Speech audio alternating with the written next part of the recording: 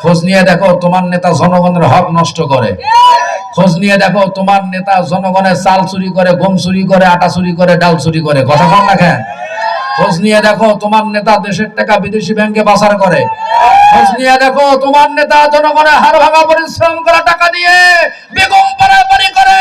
যেই নেতা জনগণের হক নষ্ট করে, যেই নেতা দেশের টাকা বিদেশি ব্যাংকে পাচার করে, যেই নেতা হারাম নারী নিয়ে রাত্র কাটিয়ে নয়, যেই নেতা মদের বোতল নিয়ে রাত্র কাটিয়ে নয়, ওই নেতা কোনোদিন বাংলার মুসলমানদের নেতা হতে পারে না, পারে না, পারে না।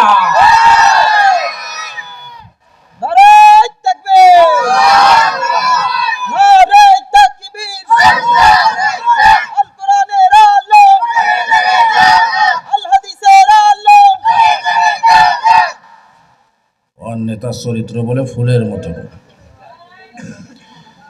ভাই, নেতা ছিলেন জনাবে মুহাম্মদ রাসূলুল্লাহ। বিশ্বাস করেন, নবীজির মতো আদর্শবান নেতা যদি এই জমিনে থাকতো, বেশি সময় লাগতো না।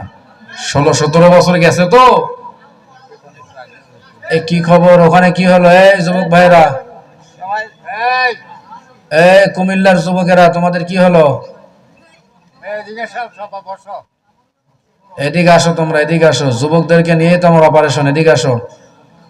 তোমরা ওদিকে থাকো কেন? এদিকে আসো। তোমরাই তো আমাদের স্বপ্ন পূরণের জায়গা। 16 বৎসরে সবাই মিলে যা পারে নাই, তোমরা মাত্র অল্প কয়েকদিনের মধ্যে তা করে দেখিয়েছো। কথা ঠিক কিনা?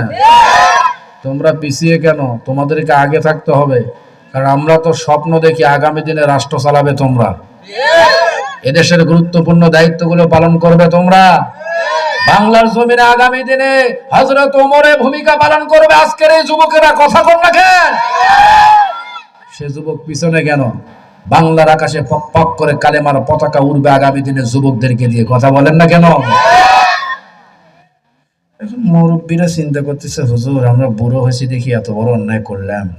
না, আপনারা অন্যায় করেন নাই। আপনারা আপনাদের জায়গায় আছেন সম্মানের সাথে, কারণ এই যুবকগুলো তো আপনারাই পয়দা করছেন। আলহামদুলিল্লাহ কন না কেন? যুবকগুলোকে তো আপনারাই এই জমিনে আসার মতো সুযোগ করে দিয়েছেন। ঠিক কিনা? আমার বন্ধুগণ, যুবকরা আসো, যুবকরা বসো। তোমরা পাখি খুঁজো না, পাখি খুঁজো না।